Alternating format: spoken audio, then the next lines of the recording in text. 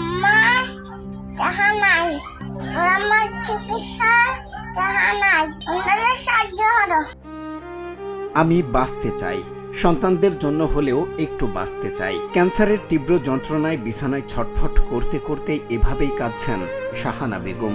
যেখানে প্রতিদিনের দুমুঠো ভাত জোগাড় করাই যুদ্ধ, সেখানে ক্যান্সারের মতো মরণব্যাধি যেন এক আকাশ ভেঙে পড়া অভিশাপ। প্রেসক্রিপশন আর ঔষধের খালি পাতা হাতে জীর্ণ এক কুঁড়ে ঘরে এখন মৃত্যুর মুখোমুখি দাঁড়িয়ে এক অসহায় মা।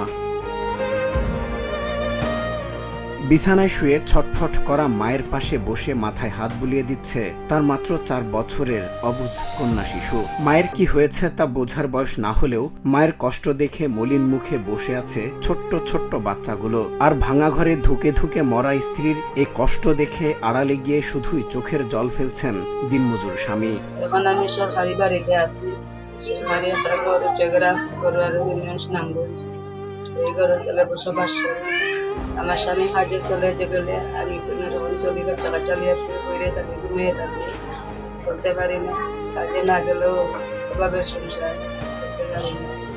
এখন জন্মতে চলে জন্মে কি তা করি, 2টা বাচ্চা লইয়া না হারে আসি, অভাবের সংসার। কাজে না গেলে অভাবের সংসার না হাইয়া থাকি, বাচ্চা কাচ্চা লইয়া।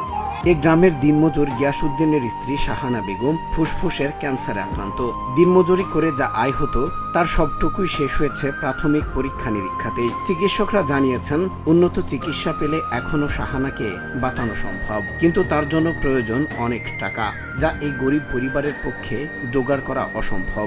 ডায়াবেটিস 2টা বাচ্চা, পেটের লিভার নষ্ট হয়ে গেছে, জামাইয়া খাওয়া বেশি ভালো না, করতে পারেন না। এই বর্তমানে যে রুগীটা, এই রুগীটারে বাঁচানো সম্ভব না। লিভার নষ্ট হয়ে অকেজ হয়ে কিডনিতে পাথর এবং লিভারের পুরা ফাংশন নষ্ট হয়ে গেছে। জামাইও কামকাজ করতে পারে না, মহিলারা খুব মারাত্মক সমস্যা। মেয়েটা অসুখে তার লিভার নষ্ট হয়ে গেছে, 4 লক্ষ টাকা লাগে।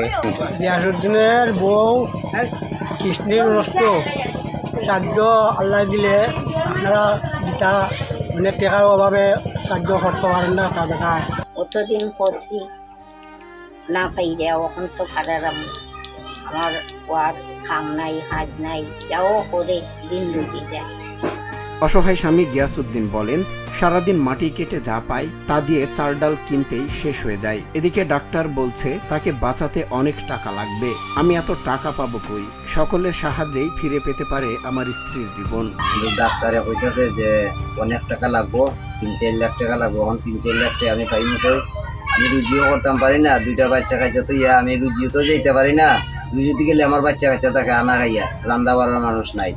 কিন্তু আমি এই বাচ্চা কাচ্চারে সামলাইতে গেলে, বাচ্চা কাচ্চার মারে সামলাইতে গেলে আমার রুজি রোজগার বন্ধ, উপাস খাবাস তাম লাগে। তাই আমি আপনাদের কাছে সাহায্য চাইছি, মাননীয় প্রধানমন্ত্রীর কাছেও চাইছি, সাধারণ মানুষের কাছেও চাইছি, আমার মতন যারা আছে তাদের কাছেও আমি চাইছি আপনারা একটু দয়া কইরা আমার একটু সাহায্য করুন।